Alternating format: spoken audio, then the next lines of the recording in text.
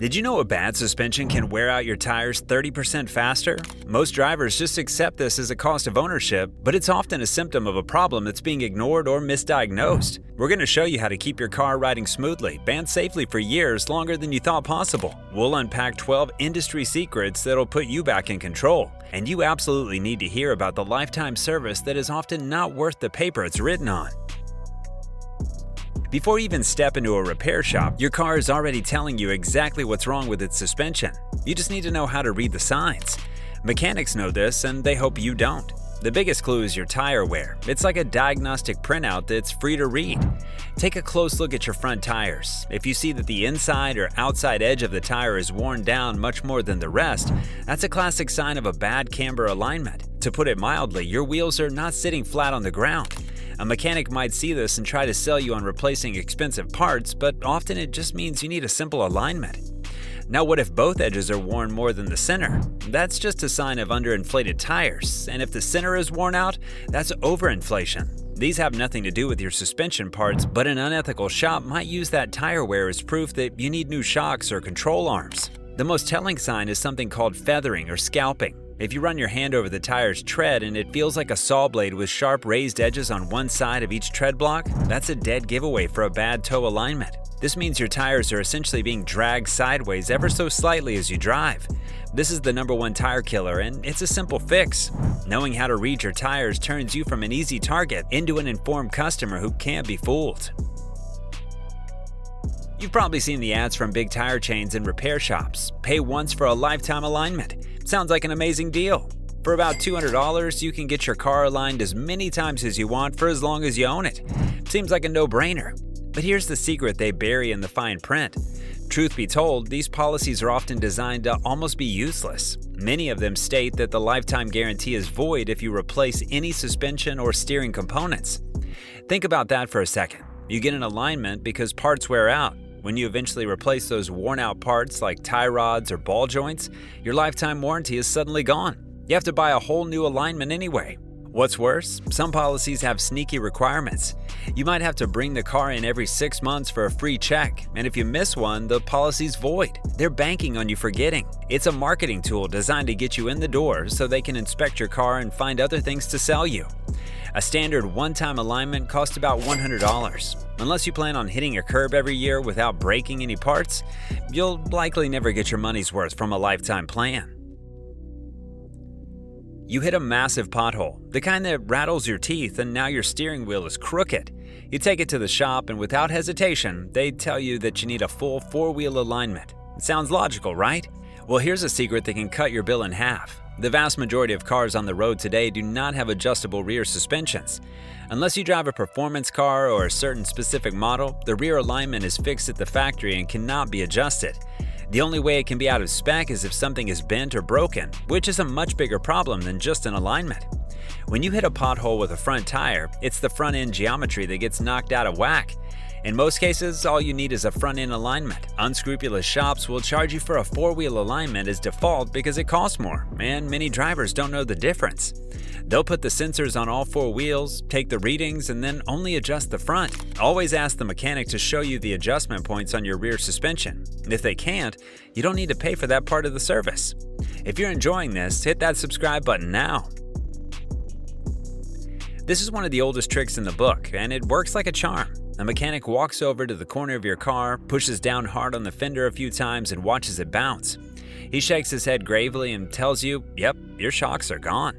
He's banking on the fact that you've probably heard of this test before. The secret is this: the bounce test is completely useless on modern cars. Back in the day, cars had simple, oil-filled hydraulic shocks. When they failed, they lost all their resistance and a car would indeed bounce like a pogo stick.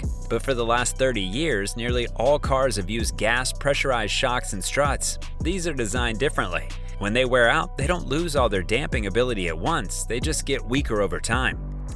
A modern worn-out shock will still pass the old bounce test. The only thing that test proves is that the shock hasn't completely blown apart and leaked all of its oil on the ground. A mechanic uses this test as a piece of theater. It's a visual demonstration that seems to prove his point, making it easier to sell you a set of shocks or struts that you might not even need. The real way to test shocks is by driving the car and feeling for a floaty, uncontrolled ride. excessive noise dive when braking, or looking for physical fluid leaks. There's no sound more annoying or worrisome than a loud, persistent squeak or groan from your suspension every time you go over a speed bump. It's a cringe-inducing noise that sounds incredibly expensive.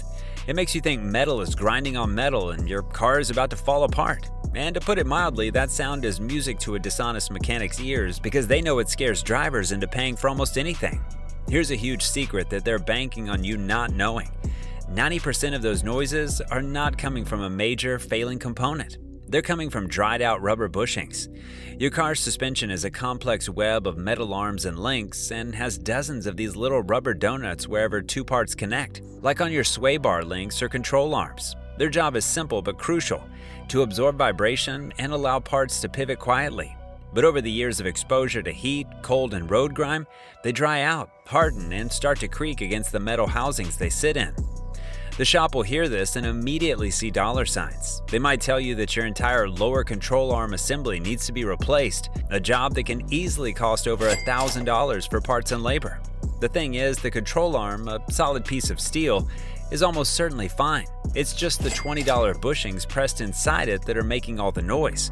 The reason they push the whole assembly is simple: profit and ease. It's much faster for them to unbolt an entire arm and slap on a new one than it is to do the labor-intensive job of pressing out old bushings and installing new ones.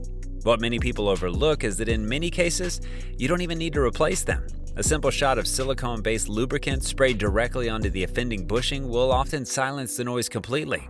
You need to use silicone because regular petroleum-based sprays can actually eat away at the rubber, making the problem worse in the long run.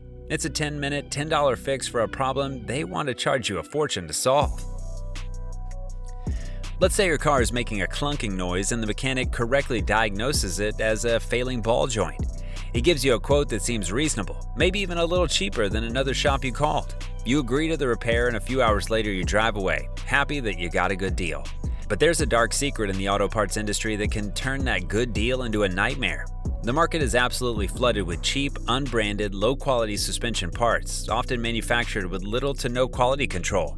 A reputable brand-name ball joint from a company like Moog or TRW might cost the shop $75. A cheap imported knockoff might cost them as little as $15. Both parts might look identical to the untrained eye, but the cheap one is made with inferior steel, weaker welds, and a rubber boot that will crack in a few months.